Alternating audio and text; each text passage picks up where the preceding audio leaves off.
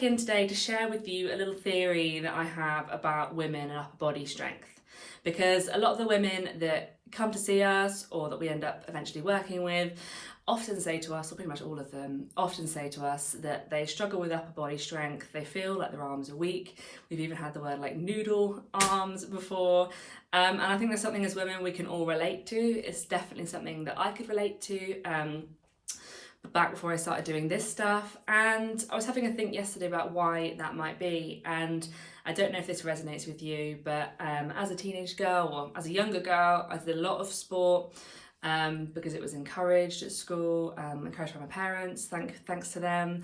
And then I kind of got to 14, 15 and other things got in the way, like studying, exams, boys, etc. And you kind of lose interest in it or kind of lose connection with it.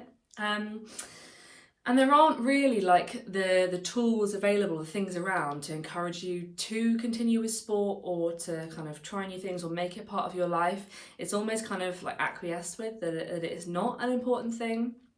And I think particularly with upper body strength, I know at my school, my school was kind of like, was a state school, but a fairly kind of well financed one. We had a decent sports kind of setup, and it was okay. It wasn't anything like, Millfield or that kind of school, but it was all right. But I actively remember a lot of the activities that would have ended up with me developing upper body strength being discouraged because I was a girl.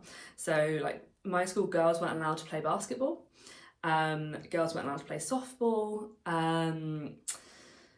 You were only allowed to play hockey as an under sixth form girl, so an under 17, if you were bad at sport. So our school put the girls that were good at sport together, the boys that were good at sport together, and the girls and boys that were shit at sport together. Don't believe in that concept. That's a whole other video.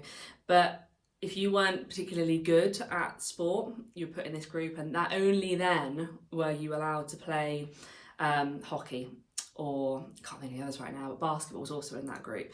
So, and also alongside that, if you were a girl that could hit stuff far or hit stuff hard, you were pretty much shamed for being that. So I wasn't allowed to play tennis after a certain period of time because I hit it too hard or hit it out of the thing, and it was annoying for people to have to go and get it, even if that person was me. And no one took the approach of like, okay, let's teach her how to channel this power into doing it effectively. It was more like, nah, just don't play it anymore, just go and do something else, just go and like do something that won't involve that, rather than teaching me, which is kind of a weird attitude. And I remember girls who were really, who were strong and could, fucking whack a ball or whatever.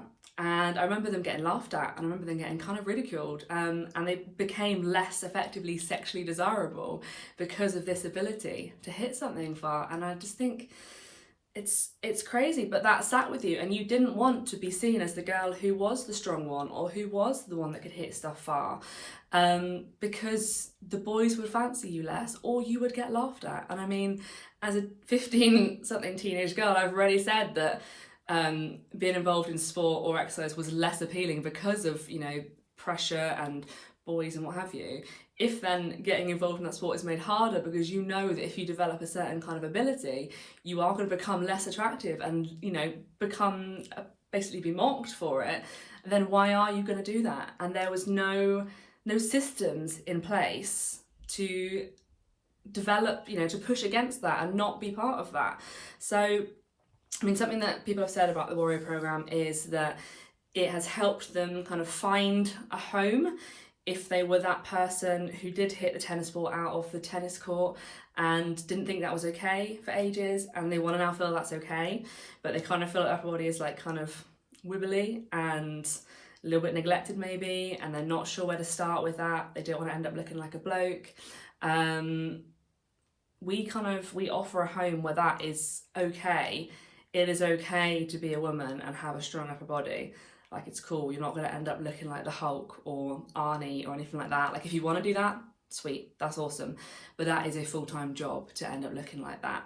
But if you're not 15 anymore, and you can relate to what I said about how I felt when I was that age, and you would like to find a home where getting stronger and exercising and being down with all that stuff is okay, then we are your people.